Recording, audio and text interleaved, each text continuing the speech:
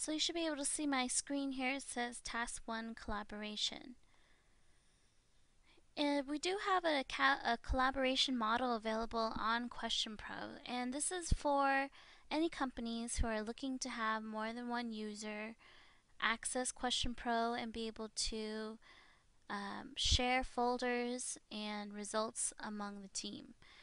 And we do this by creating a main account user, or main, what we call an admin, and then below those would be what we call sub-accounts. They have the same access as the main administrator, in which you can create unlimited surveys and limited responses. The only major advantage as a main administrator is that you can now set folders and permissions and be able to set up security in terms of which folders each of your team members can access. The pricing for that is going to be about the same price as the main administrator. And once again, that's for the unlimited users and unlimited responses. And so let's go ahead and show you what that looks like and how to set one up. And I'll go into my QuestionPro account right now so you can see I'm logged in. Excuse me. And what you want to do is click on My Account on the top right hand corner and click on Multi-User Admin. And then from here you can click on Add New User. And by adding a new user, you just have to add the email address, password, and then you can set up the security right now, or you can come back to it later. As a main administrator, after you've added one, you can also log in as them to see what they see. After you've created an account for them, you can also select Manage Permissions, and it'll take you to all the folders in your survey, in which you can go ahead and click on any one of these and set up the admin access.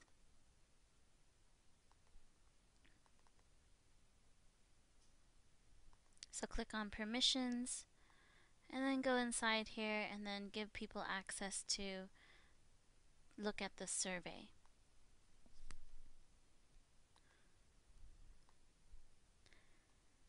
Another way that you can go in and set up folders and also manage the folders and permissions is by going to Surveys tab and then clicking on Add Folder, and you just want to create a name, create new folder. And I would definitely suggest that once you've created the folder, then you can go in and access the settings from here. And once again, it's pretty much the same thing as we saw earlier, and then you can go ahead and allow people to have editing access. Another tip that I would recommend is not to share anything from your main and default folder. Always create a new folder and share those instead.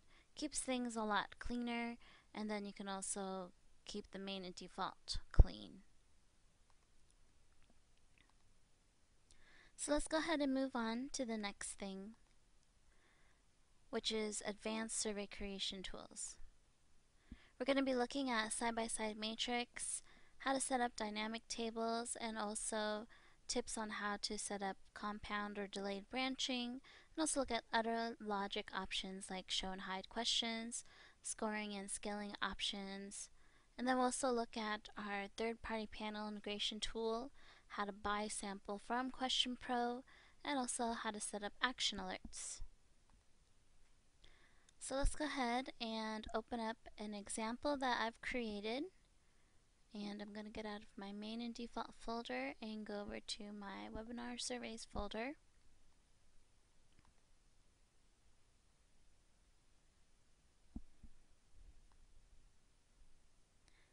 And the first thing we're going to do is show you how to set up a side-by-side matrix. I'm going to go backwards a bit here, and I'm going to show you what it looks like first, and then I'm going to show you how to set this up. So here is a side-by-side matrix, and basically it's a rating scale or matrix table that is pretty much duplicated on both ends. You'll notice that there's no instructions on the top, so we'll show you how to add that and make it look like there are instructions. So let's go ahead and close this out. And let's get started by clicking on Add New Question. I'm going to go ahead and scroll down to Advanced Question Types. The advanced question types are only available for Corporate Edition. And you can also see that we're going to go through all these here too. So click on Side-by-Side Matrix. Here's an example of what it looks like.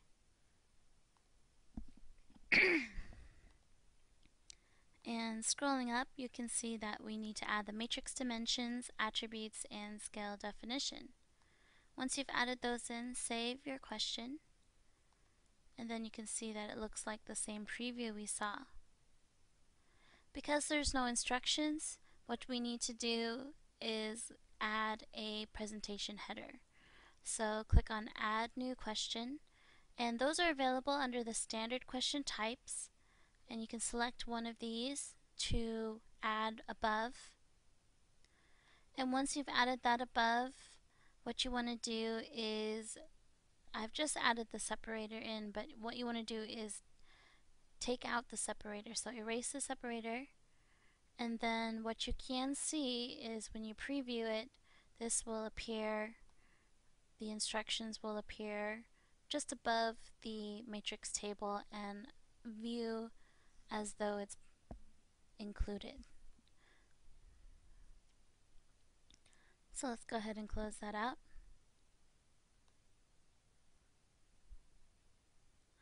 The next question we're going to look at is the dynamic lookup table.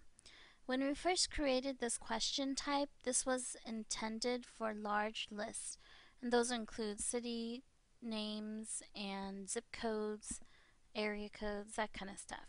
Anything with large lists. So to show you what that looks like, basically it is two drop-down boxes. So for example, I live in the West, and actually live in Oregon, and then you can save and continue. So it's two drop-down boxes instead of having to build more than one, it's all together. So to create this, click on Add New Question Types, scroll down to the Advanced Questions, and then go ahead and click on Dynamic Lookup Table, select Next, and we automatically give you the instructions how to do this. And then you can just delete this and add your own instructions.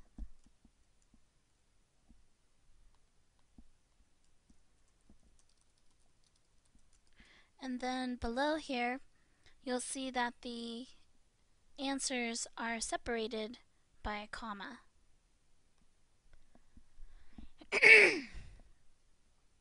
In order to do this, what you need to do is make sure that the answers are separated by a comma in between, and that there's answers on each side. If you do delete one question or one answer on either side, then it will not show up. So it's very important to go ahead and ensure that both sides have answers. And then save your question, and you have the survey. Now if you need to go in and edit it, you'll notice that the answers are not available. The only thing that you can edit is the instructions. This is done on purpose, and the reason again for that is because this question is originally for large lists. And if you need to make edits to the large lists, I always strongly recommend to have a copy of the answers and questions in a Word doc prior to setting it up in our system, which is probably what most people do anyways, and make your edits there. And what you would need to do is delete this and then re-add the question. So let's go ahead and talk about the next question here. This is a Net Promoter Score. Net Promoter Score is basically a rating scale that will allow you to measure the scale in which your customers are willing to promote you or detract from you, or pretty much neutral. And it's always a scale from 0 to 10, and the answers is the question type is usually such as such. So, considering your complete experience, how likely would you recommend the product to a friend or colleague? That's a pretty standard question. And to set this question up, all you need to do is click on Add New Question Type, select Advanced Question Types, and scroll over to Net Promoter Score. So that is right here. And then click on Next. And you don't even have to add a rating scale or anything. It's already been pre-calculated inside.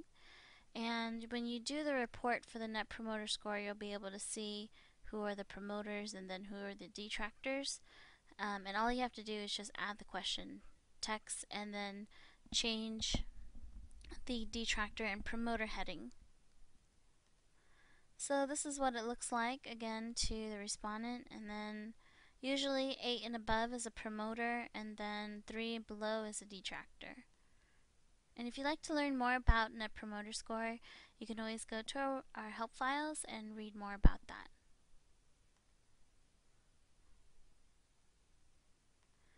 The next thing I'd like to talk to you about is the compound and delayed branching, as well as some other complex logic that we have available on QuestionPro.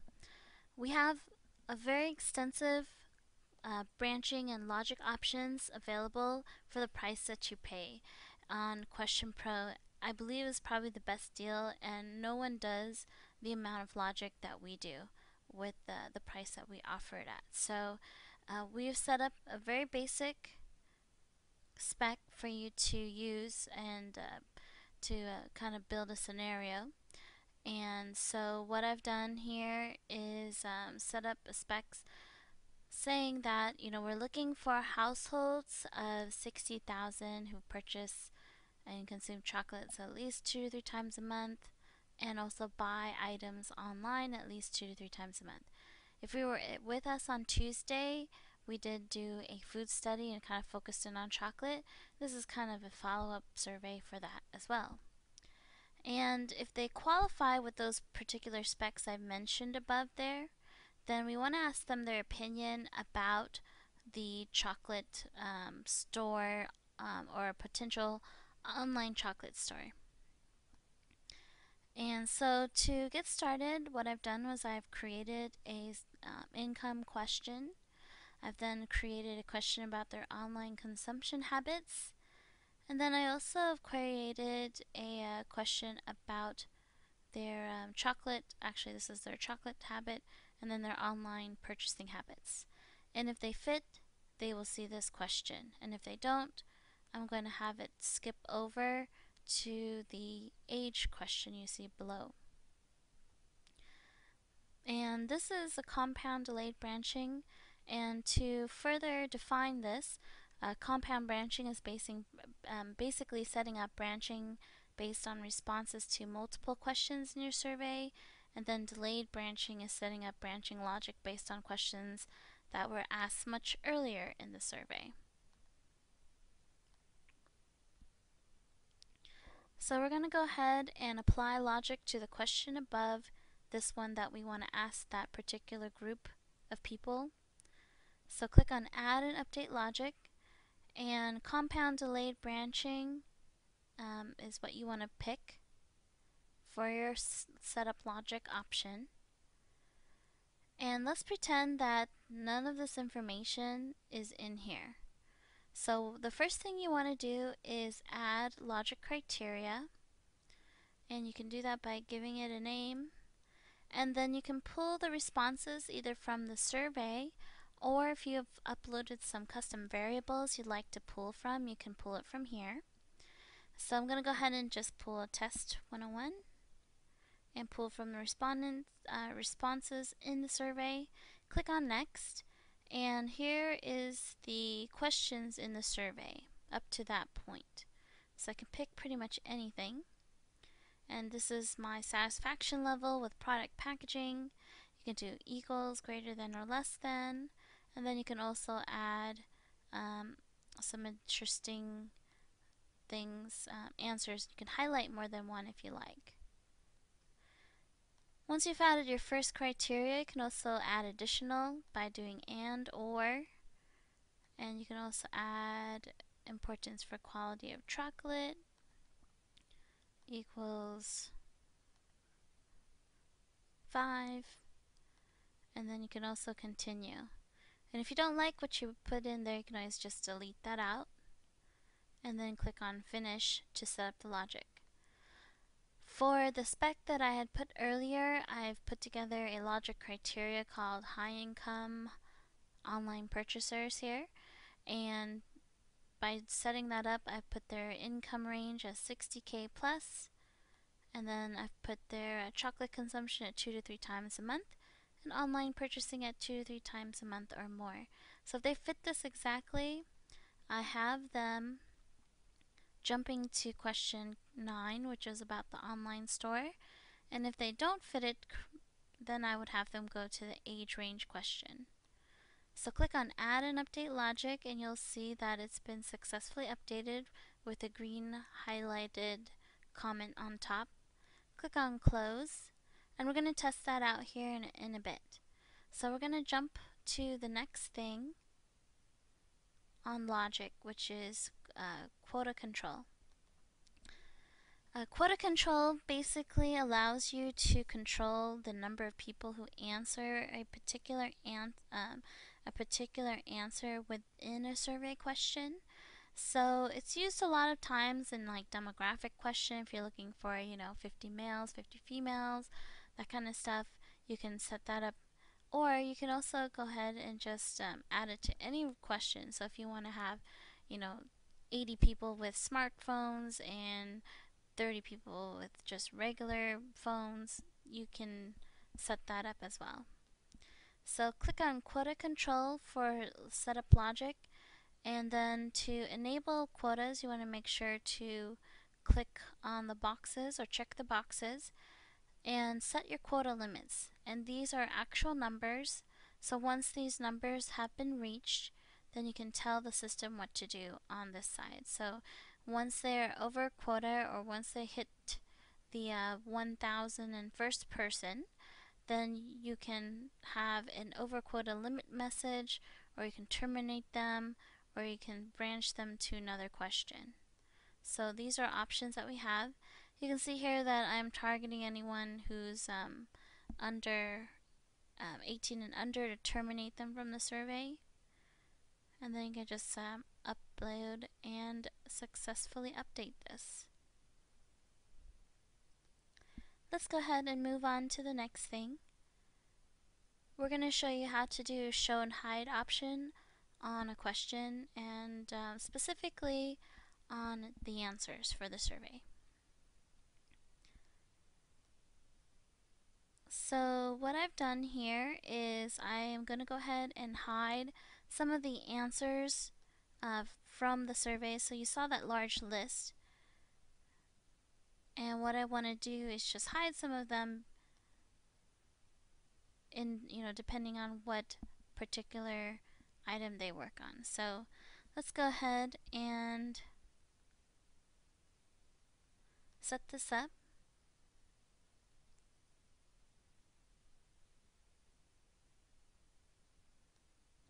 And actually, let me preview this. So here we go. So we're going to do show and hide first. And once again, let's pretend that there's nothing here. So you want to go down the logic criteria path, set up the name, choose whether or not you want to take it from the responses in the survey or custom variables.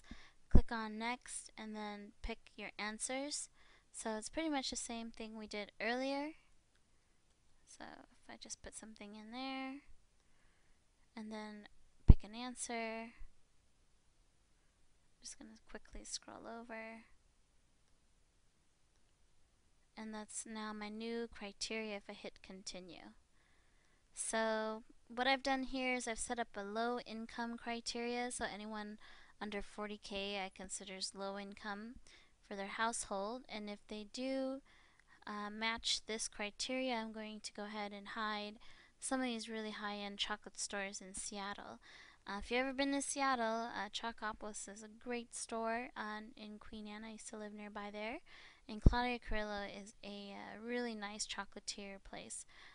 Very high-end, but extremely good. The other ones are not so as still very high quality, but they are very affordable as well. And so I'm going to go ahead and keep those available. So I'm just going to keep them as select. And then anyone who I consider high income or whatever, I'm going to go ahead and have them hide those options. So add an update logic and then go ahead and close this. Earlier you must have seen something where it said hide or logic skip or branching skip. And this was done on top here when I wanted to do what's called an extraction. So an extraction usually is done on a large list of answers, or you want to extract them from multi-select question type. And so what I've done here is I have selected a extraction logic, and you can see that with this you can actually do more than one logic option on a question. So that's one of the unique things that's very powerful about our Question Pro tool.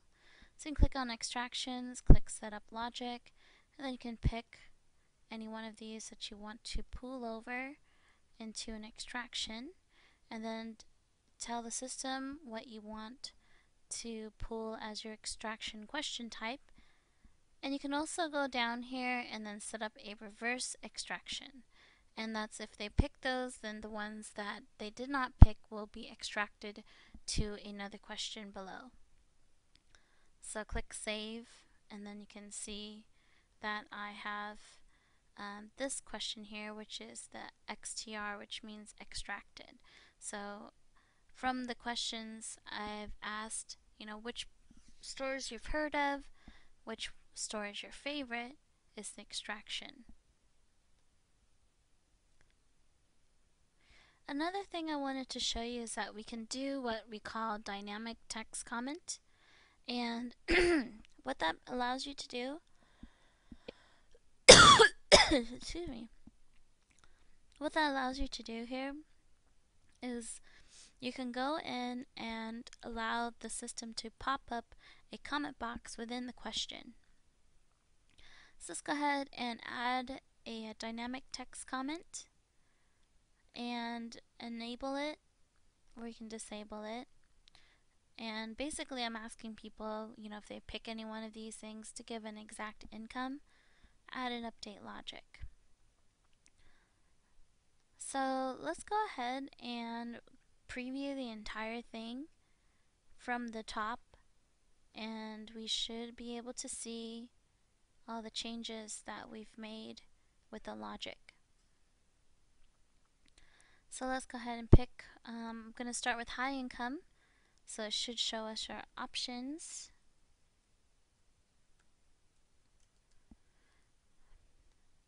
About the stores, so let's just keep going, and it should ask me about the store next, and that is our skipping logic. Continue, and then I'm going through the age range,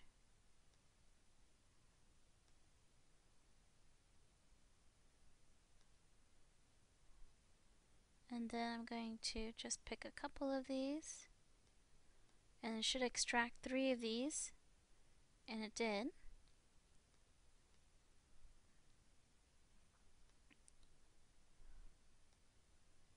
And then it should be completed. Let's go ahead and do that one more time here, and this is going to be just with the low income, so we should be able to see that the some of the questions have been hidden, and then we know that it's working. So even if I have chocolate items pretty high, but I only buy something low should jump over that question about the online store.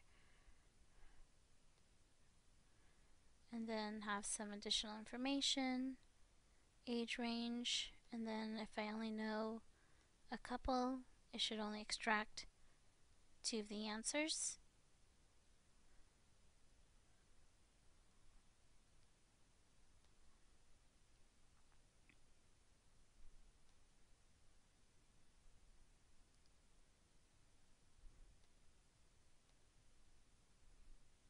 So it did. And then I pick which one is my favorite, and then it should be done. So that's how you test those out. You can always clear out your data before you send out surveys, so I recommend testing out your logic and working with it as much as you can. So let's go ahead and move on to the next thing we're going to talk about, which is third-party panel integration. And basically what third-party panel integration is it allows you to purchase sample, which is usually about 50% of market research budget, and basically give them a URL that you provide to them and schedule out to send a survey. And you can just use our tool to create the survey. And here's a list of those that we work with in Question Pro. You can also buy sample from Question Pro directly, so you don't, even if you don't see a list of the people here, you can buy it from some other people and we can integrate and make it work. So here's a screenshot of how to set this up. If you noticed in my survey earlier that it kept going to Peanut Labs, and that's because I have it integrated. My example survey is integrated with Peanut Labs. So I'm going to go ahead and show you how to do this live. And so click on send, or actually edit survey. And go ahead and click on the finish options. And you can see here I've selected Peanut Labs. What if I want to do e-rewards? I can just scroll down, hit save changes, and now this is a new link that you want to share with them. You can also go in here and update your overquota limit message, so that is a good thing to do. And you can also change it back.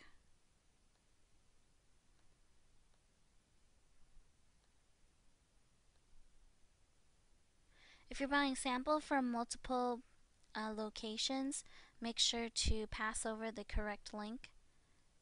That's really important to do. So as I said earlier, if you would like to buy sample from Question Pro, we do offer our own panel of respondents called QSample. And this is available for all users who need sample to complement your surveys. And we have a worldwide network, so from general population to business owners to diabetes patients, we can give you the data you need to increase your completion rates. So let's go ahead and show you how you can receive a quote for getting sample. So click on Send Survey tab and go under Respondent Access and click on Panels. And you'll notice that this is just some of the panels that we have. If you don't see what you're looking for, please click on New Project and we can find and get you a quote. We have partners worldwide that will offer us a discount, which we pass over to our Question Pro clients, so it's very important to know that. And then just type in what you're looking for. So if you're just looking for, you know, Vietnamese women who drive a moped, you can actually find,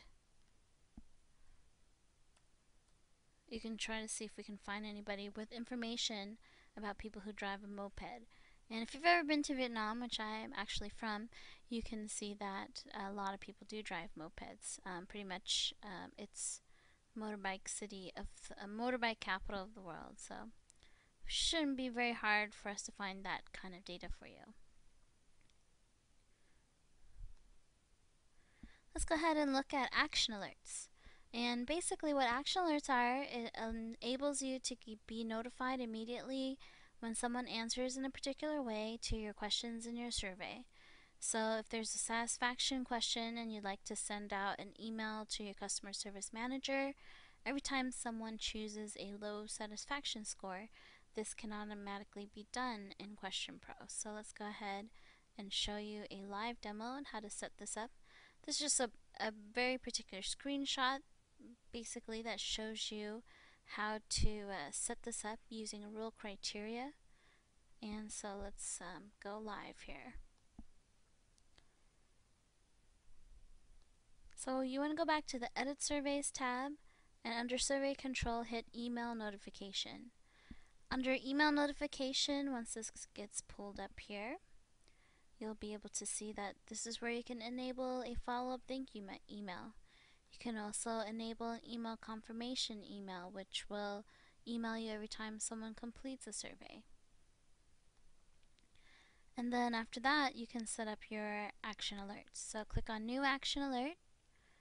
And here are all of the rule criteria I've ever set up. So I've set up tons. And if I already have it set up, I can just click on one of these and go with it. Or just set up a new criteria and go through the logic criteria steps that we showed you earlier.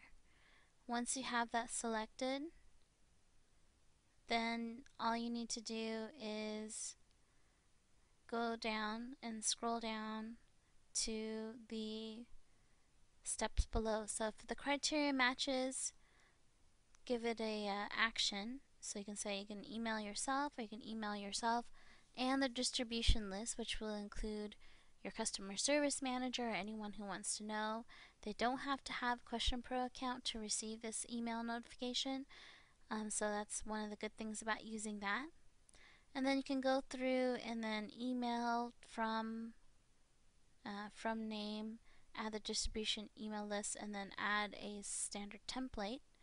And then you can also go in and add a otherwise. So it's kind of like a balance sheet. So you got to balance both ends. And default is always do nothing. So click on Save Changes, and then you can also edit and delete your action alerts as needed.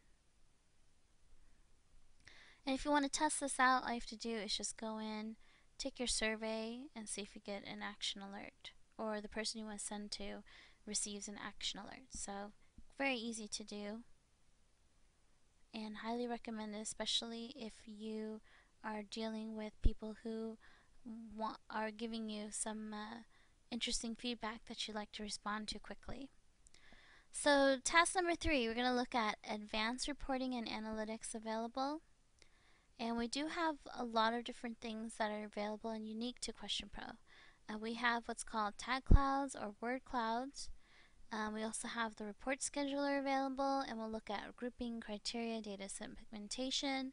And then we also have a mobile field research tool called Survey Pocket. And this is available for online and offline research. So the first thing we're going to look at is report scheduling. So this will allow you to not have to log into Question Pro. If you're like me, you probably have like almost 50 different usernames and passwords of a bunch of different websites that you log into each day. And this will just allow you to not worry about logging into Question Pro. You'll just get something in your email during the project time. And basically you can only schedule it for yourself or for any of your team members who do have a Question Pro account. So there's only 4 steps you have to do. You have to create a name, select the frequency, which is always going to be weekly, but you can choose what day you'd like to receive that, so anytime from Sunday through Saturday is fine. The time is set in stone, so you can't change that, and I believe the time we send it out is 3 a.m. Pacific. And then you can also set up the data window, so if you want to have it look at the entire data set, you can, or you can add additional filters, you can as well. And then the delivery mode is always going to be an email, and then you can specify who you want it sent to. So once again, it could either go to yourself or any other team members who have a Question Pro license.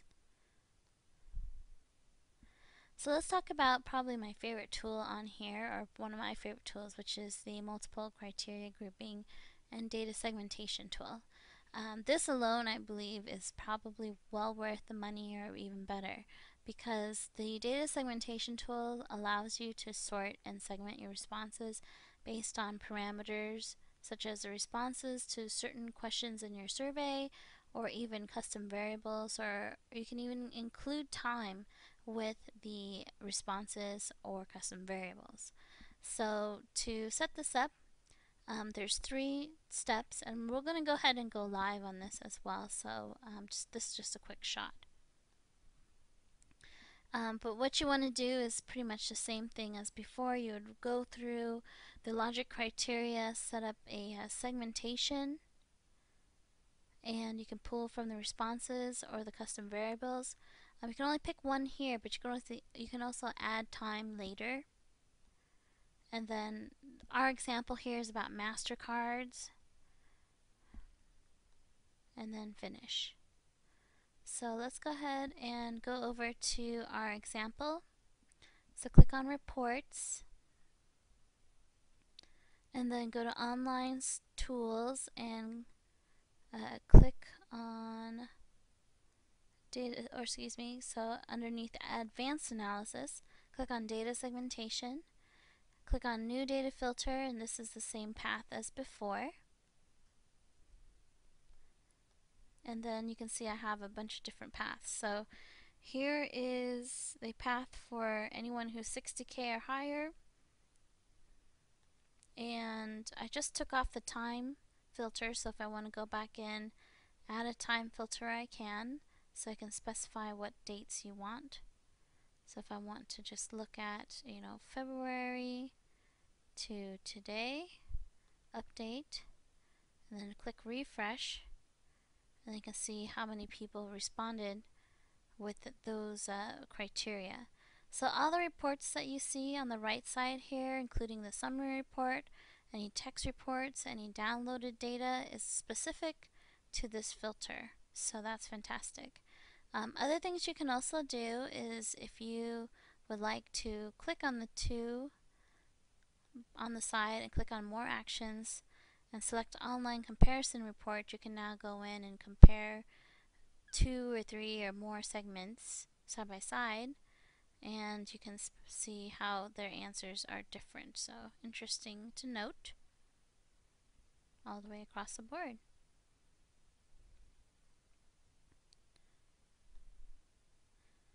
And data segmentation is just great for really drilling down into the data. If you want to look at some overall peaks and valleys and segmentation, another great tool I would recommend looking at is crosstabs. That should have been covered in our Tuesday's training. So you can also do banner and pivot tables, which is fantastic for segmentation. And this is for looking at huge varieties of segments. And you can download it and examine your data from the Excel spreadsheet.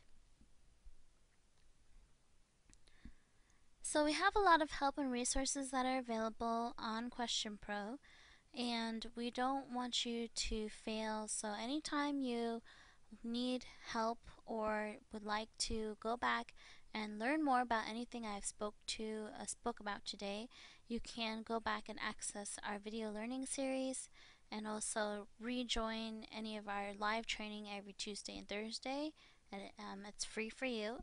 You can also sign up for the QuestionPro blog, and I highly encourage that, so you can be updated of new things that are happening or new items that we're including in QuestionPro. And then you can sign up for our book, which is QuestionPro for Dummies. It's free for all QuestionPro licensees, and all you need to do is sign up for the blog and then email us, where you would like to send the books and how many copies you would like. If you'd like to give us some feedback and also vote on some feedback from other customers, you can go to questionpro.ideascale.com, which is our crowdsourcing tool that we use to gather ideas to help improve QuestionPro. Here's the pricing overview again, and this is specifically speaking about the corporate edition account. So everything I showed you today that's available with the corporate edition account. The one last thing I do remember that I did not show you, which I apologize, is that we do have the new tool, which is the word clouds or tag clouds, and I'm just going to show it really quickly here. So it's reports, go to word cloud, and this is really cool. So if you're really into open-ended text or qualitative research, this is a great opportunity to go in. It doesn't show it right now, but it's loading. Once it loads, you'll see all the answers from the survey for why people would not consider purchasing chocolates. So we're just waiting for that. So hopefully that will show up. But basically, it's like tag clouds where you see a bunch of different words that essentially allows you to go in and summarize it in one word, the content of a website. And we've taken that concept and applied it to the open-ended text. So if you have questions such as, why do you not consider it, you can look at the main words that trigger the reason why people don't have that. I'm not sure why that doesn't show up here. Let me see if I could find another example really quickly.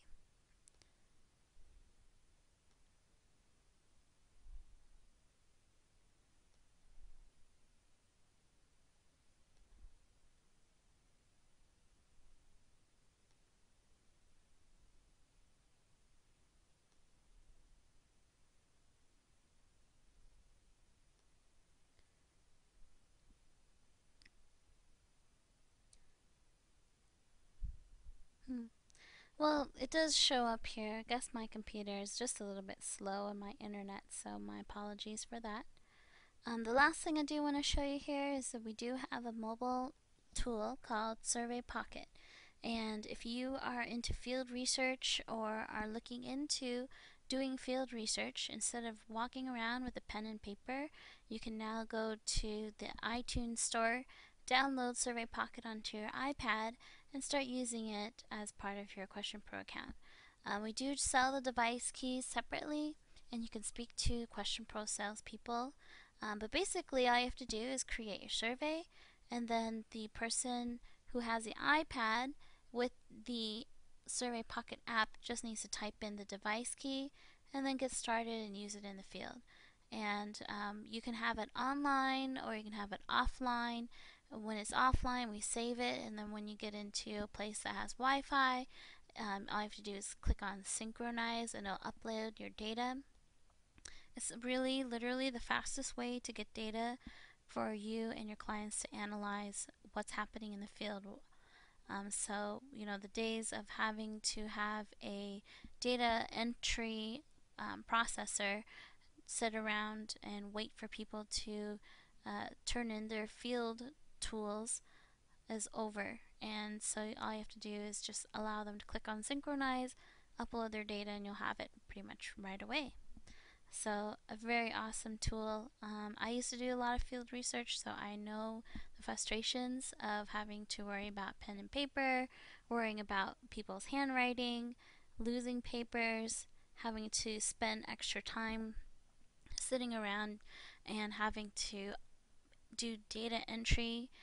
It's really frustrating. So I can guarantee you that doing an iPad survey is going to cut down on that and make your field team more efficient, and also make the gathering of data a lot more fun for not just the interviewer but also the respondents.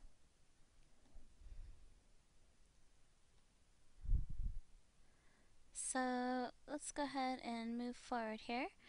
Also, if you're a university student or a faculty member, we do have the corporate edition account license for free. You do have to be one of the university site license approved universities.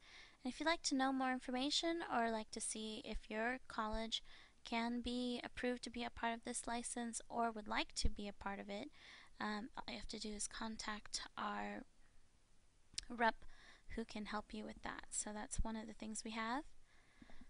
And also, as a thank you for you guys, we do offer free training, or actually, we do get 1 month free for attending training. So we just want to thank you for going in and being a part of this. All you have to do is just email me your username, which is your email, and tell us you want 1 month free. I can verify that you have attended training for the full hour, and then we can go ahead and give you 1 month free, which is great. So if there are any questions, please go ahead and let us know, and we'll just open up the floor at this time. It looks like there's nobody in their thing. Looks like there's no one in here, so I think I'm just talking to myself. So, alright, so thank you everyone for joining us today for training, and thank you and have a great rest of your day. Bye bye.